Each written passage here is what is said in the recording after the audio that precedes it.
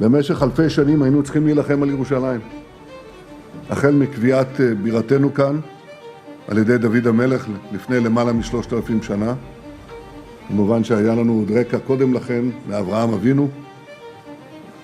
אנחנו זוכרים גם את זה. אבל מאז שקבענו את בירתנו, היינו צריכים להילחם עליה.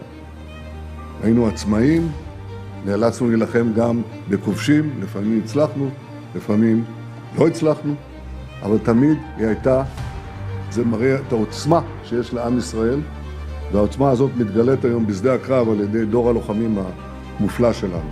וגם העם שלנו, שעומד באמת בצורה איתנה מול כל האתגרים הללו.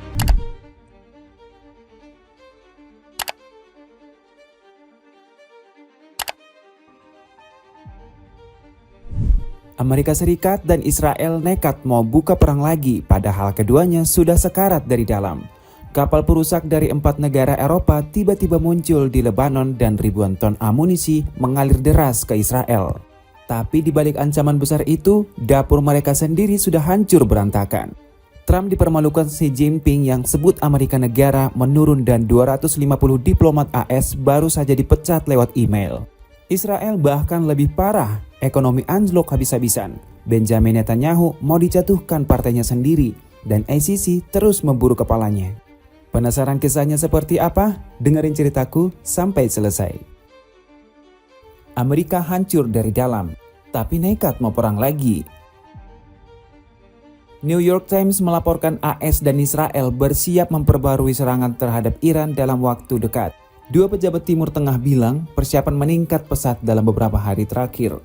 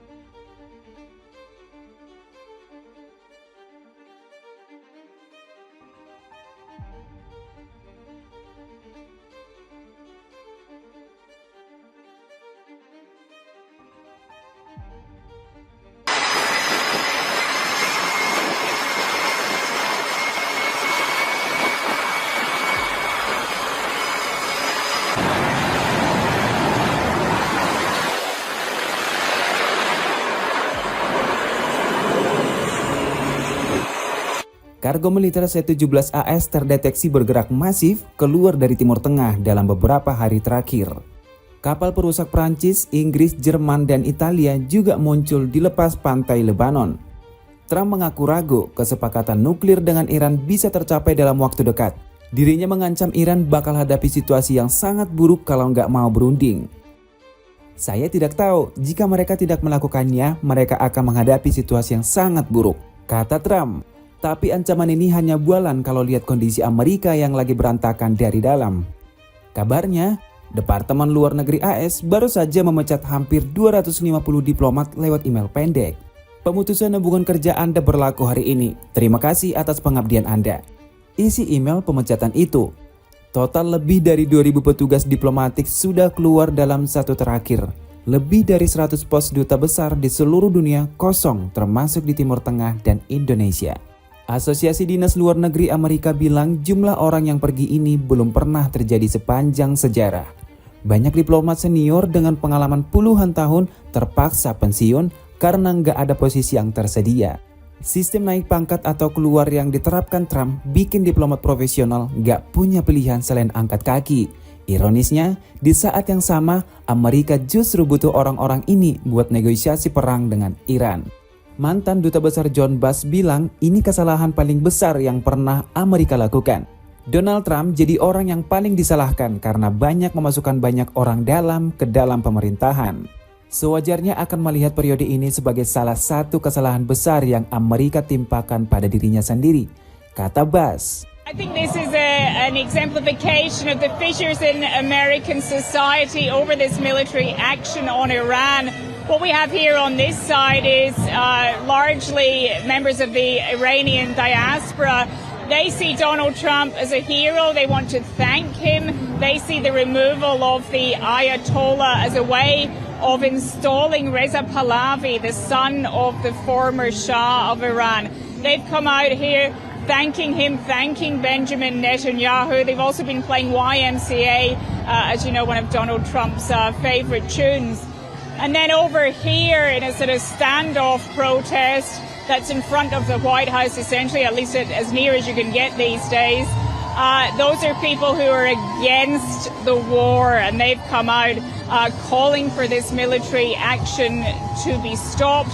Let's just get a little sense of their reasons for coming out today. I don't think that... Protes terus meluas di berbagai kota besar Amerika untuk menentang perang melawan Iran. Rakyat nggak mau uang pajak mereka dibakar buat operasi militer yang nggak jelas ujungnya. Kantor yang harusnya kasih panduan soal perang Iran sudah dibubarkan seluruh stafnya. Amerika lagi berperang, tapi orang yang paling paham negosiasi justru dibuang.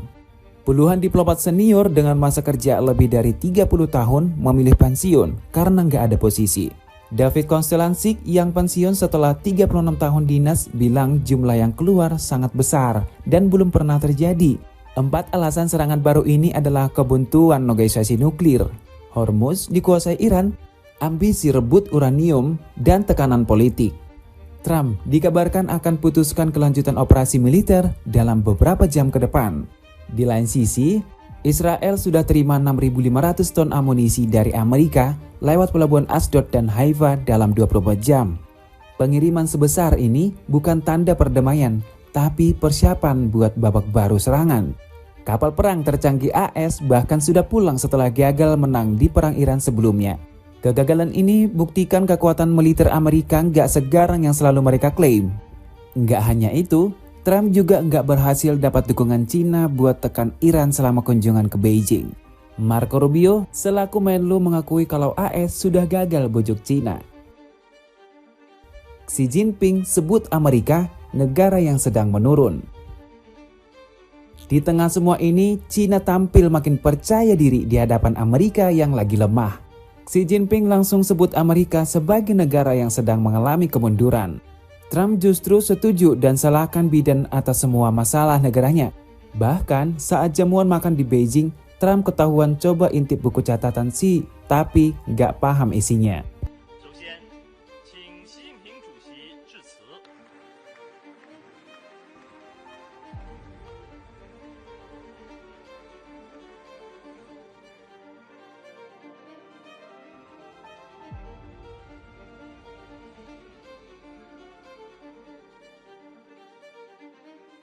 Ketika presidensi merujuk pada Amerika sebagai negara yang sedang menurun, dia 100% benar. Tulis Trump, presiden yang akui negaranya sedang menurun di depan musuh utamanya itu belum pernah terjadi. Cina langsung manfaatkan ini buat perkuat narasi bahwa era dominasi Amerika sudah berakhir. Xi singgung konsep Thucydides trap di pidato jamuan Amerika di Beijing. Pesannya jelas bahwa Cina lihat rivalitas dengan AS sudah masuk fase kekuatan lama terancam kekuatan baru. Xi bahkan bandingkan dua negara secara langsung di depan Trump tanpa sungkan. Dia bilang 1,4 miliar rakyat Cina sedang dorong modernisasi dengan peradaban lebih dari 5.000 tahun, sementara Amerika baru 250 tahun. Rombongan Trump juga ketahuan buang semua barang dari Cina sebelum pulang ke AS. Rahasia yang terlanjur bocor ke media ini jadi bahan tertawaan di media internasional.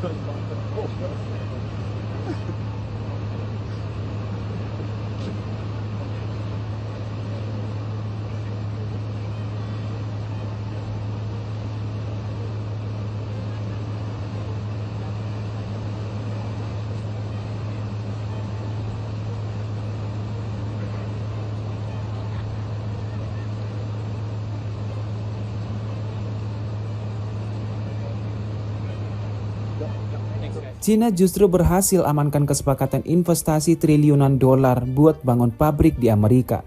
Beijing memanfaatkan kunjungan Trump buat perkuat cengkeraman ekonomi di tanah musuhnya sendiri. Trump datang bawa rombongan miliarder termasuk Elon Musk dan bos Nvidia Jensen Huang. Bukannya dapat untung besar, rombongan ini pulang tangan kosong dan jadi bahan omongan dunia. Pengamat dari Paramadina Graduate School bilang dunia sedang masuk fase geopolitik yang lebih berbahaya. Rantai pasok, teknologi, dan energi bakal makin dipolitisasi dua kekuatan besar ini. Dunia sedang masuk ke fase fragmentasi geoekonomi yang semakin berbahaya, kata Ahmad Khairul Umam. Dapatkan kaos bahan premium dengan bundling besar, beli 5 cuma 100 ribuan aja. Cek link di bawah ini. Israel makin terpuruk, ekonomi anjlok, koalisi pecah. Sementara Amerika hancur, Israel juga lagi di titik paling buruk sepanjang sejarahnya. Ekonomi anjlok minus 3,3% di kuartal pertama 2026 gara-gara perang melawan Iran. Total kerugian ekonomi dari perang ini sudah tembus 50 miliar dolar dan terus bertambah. 18 tentara, 1 kontraktor, dan 28 warga sipil tewas sementara lebih dari 8.500 orang terluka. Warga Israel hidup dalam ketakutan setiap malam karena rudal Iran bisa datang kapan saja tanpa peringatan. Banyak yang sudah pindah dari Tel Aviv ke daerah yang dianggap lebih aman di selatan negara.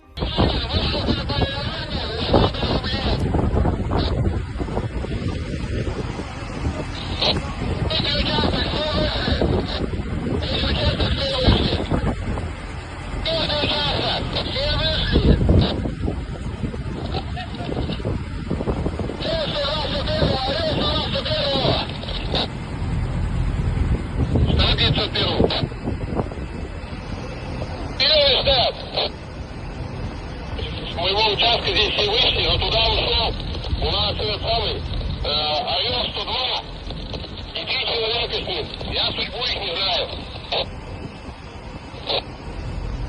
Rudal Iran bahkan menghantam rumah sakit di Israel dan bikin puluhan orang terluka parah. Iron Dome yang selalu dibanggakan terbukti kewalahan hadapi serangan masif dari Teheran. Koalisi Netanyahu juga pecah dari dalam parlemen saat kondisi lagi paling kritis. Partai Likud ajukan pembubaran parlemen dan pemilu darurat bisa terjadi dalam waktu dekat. Naftali Bennett dan Yair Lapid sudah bersatu bentuk partai baru buat jatuhkan Netanyahu. ICC juga masih buru Netanyahu dengan tuduhan kejahatan perang. Jajak pendapat terbaru tunjukkan partai Bennett bisa raih 21 kursi, sementara Likud cuma dapat 25. Netanyahu gak bisa lagi bangun koalisi mayoritas seperti dulu. Lapid belak-belakan bilang Netanyahu sibuk selamatkan dirinya dari penjara sampai lupa selamatkan negara. Survei terbaru juga tunjukkan mayoritas warga Israel sudah gak percaya sama kepemimpinannya. Dalam kondisi ini, AS dan Israel justru rencana lancarkan operasi Epic Fury 2.0. Target utamanya rebut uranium Iran dan hancurkan fasilitas nuklir yang tersisa. Trump bahkan nekat kompori UEA buat invasi Pulau Lavan yang dikuasai Iran di Selat Hormuz. Provokasi ini bisa seret negara muslim lain ke perang yang lebih besar. Pulau Lavan punya cadangan minyak besar yang jadi incaran AS dan sekutunya di kawasan Teluk. Kalau UEA ikut terseret, konflik ini bisa meluas jadi perang regional yang melibatkan seluruh Timur Tengah. Taktik adu domba ini sama persis dengan cara Amerika pecah belah negara muslim selama ini. Tapi kali ini beberapa negara Teluk sudah mulai sadar dan nolak diprovokasi. Arab Saudi dilaporkan sedang pertimbangkan fakta non-agresi dengan Iran ketimbang ikut perang. Warga Syiah di Bahrain juga mulai melawan karena nggak terima negaranya dijadikan pangkalan AS. Iran justru semakin kuat dan siap melawan. Di saat musuhnya hancur, Iran justru nunjukkan kekuatan yang gak bisa diremehkan. IRGC sudah kunci rudal dan drone ke pangkalan AS, tinggal tunggu perintah tembak.